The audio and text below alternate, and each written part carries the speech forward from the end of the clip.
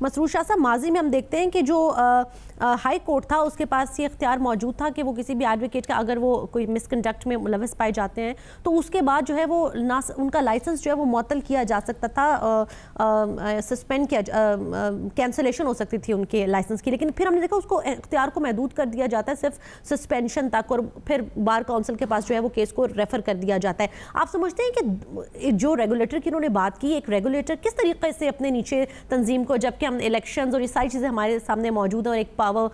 Group کس طریقے سے پروان چڑھتا ہے اور کیا نظام ہے، تو وہ ایکشن تو نہیں لے سکتے بار کونسل، اور اکثر اوقات ہم نے دیکھا ایکشن ہوتا بھی نہیں ہے۔ کیا آپ اس تجویز سے متفق ہے کہ اگر ہائی کورٹ کو یہ اختیار دوبارہ منتقل کر دیا جائے کہ وہ خود ہی ایکشن لے سکے ایسے جو وکلا سامنے آتے ہیں ان کے خلاف، اور جب ہم ہائی کورٹ کو اتنے بڑے بڑے کیسز میں فیصلوں کے اوپر ان کے اوپر اعتماد کر سکتے ہیں تو اس چیز میں ہم ان کے اوپر کیوں اعتماد نہیں کر سکتے؟ دیکھیں معروف، بات یہ ہے کہ ہمیں ایک بیلنس اچیو کرنا ہے۔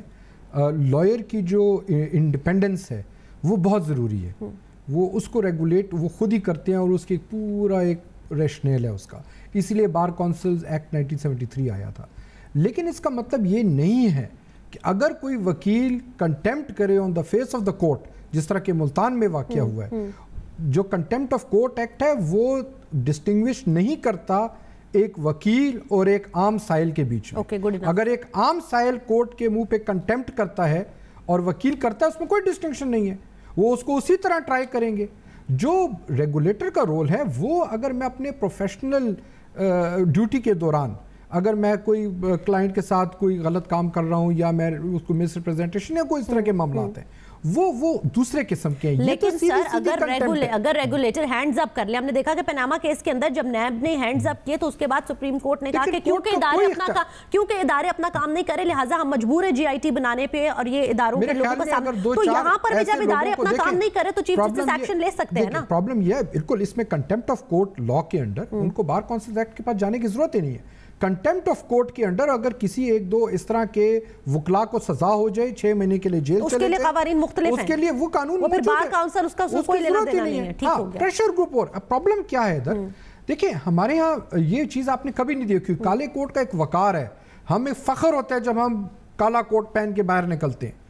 پرابلم یہ ہوا کہ یہ افتخار چودھری صاحب کے زمانے میں جب یہ وکلا تحریک شروع ہوئی تو ہم نے سڑکوں پہ وکیلوں کو لے آئے، جس طرح افغان جہاد میں ہم نے جہاد کو سڑکوں پہ لے آئے۔ اب پتہ ہی ہے کہ جب وہ مقصد پورا ہو گیا، ہمیں یہ نہیں پتا تھا کہ اس جن کو بوتل کے اندر کیسے واپس رکھنا ہے۔